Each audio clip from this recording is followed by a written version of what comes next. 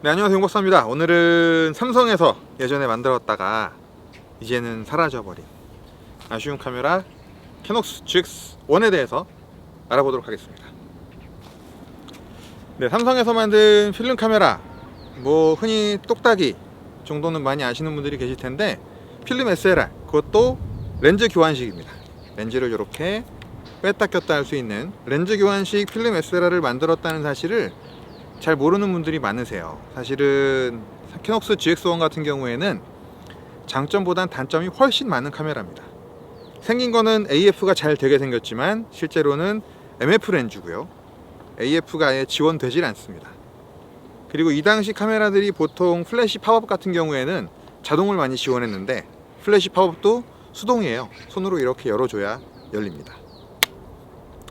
그리고 수많은 단점 중에 가장 큰 단점은 이 다이얼 조작감이 그렇게 좋지, 코로나가 오면서 미세먼지를 몰아낸 것 같습니다. 만들지도 못하고 어딜 가지도 못하니까 하늘이 맑아진 것 같아요.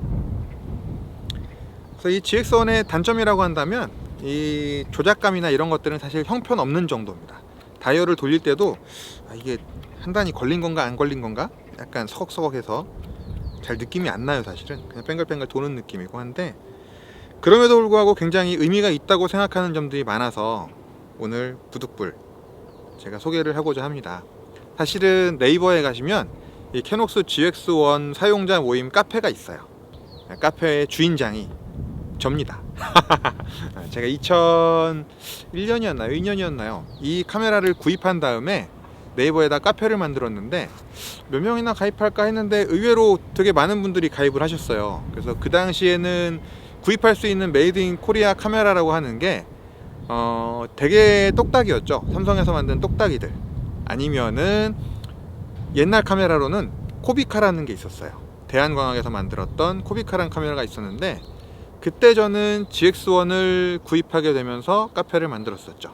그러면 GX1은 어떻게 구입하게 됐느냐? 옛날 얘기로 들어갑니다.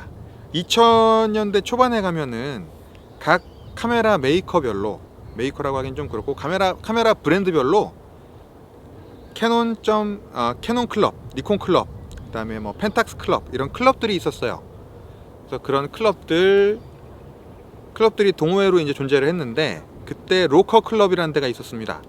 로커 클럽은 우리 미놀타의 옛날 그 로커 렌즈를 사용하는 사람들이 모여있던 동호회였어요. 근데 그 로커 클럽에서 삼성 캐녹스 GX1 카메라를 공동 구매를 하게 됩니다.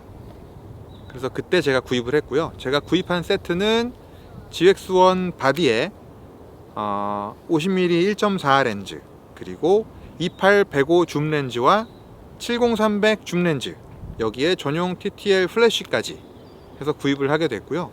그 당시 돈으로 약 30만원 조금 안 되는 금액에 구입을 했던 걸로 제가 기억을 합니다.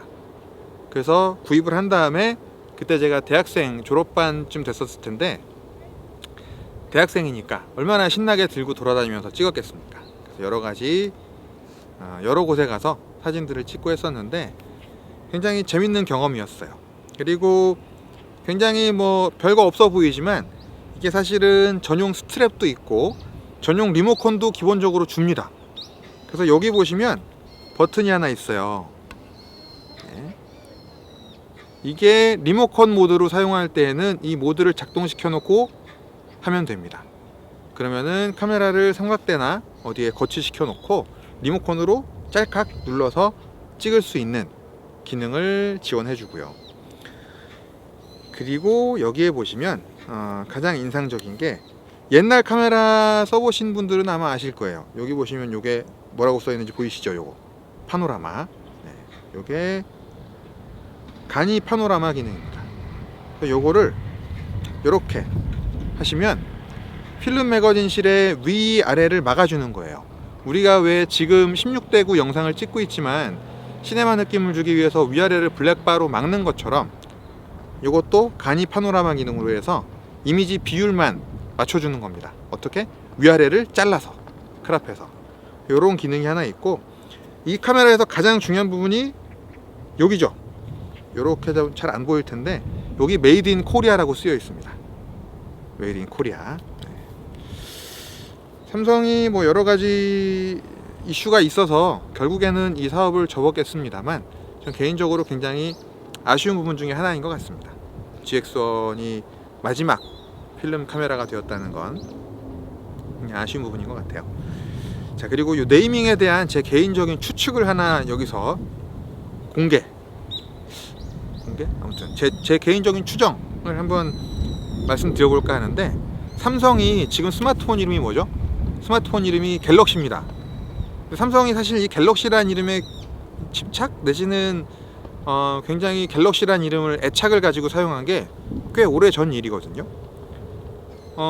제가 한창 학생일 때 90년대 뭐 한창 중학생일 때 90년대쯤 요때에도 삼성이 갤럭시라는 이름을 쓴 적이 있었어요. 그때는 어디 썼냐면 삼성그룹 계열사인 제일모직에서 갤럭시라는 브랜드로 양장, 그 어른들 양복 있지 않습니까?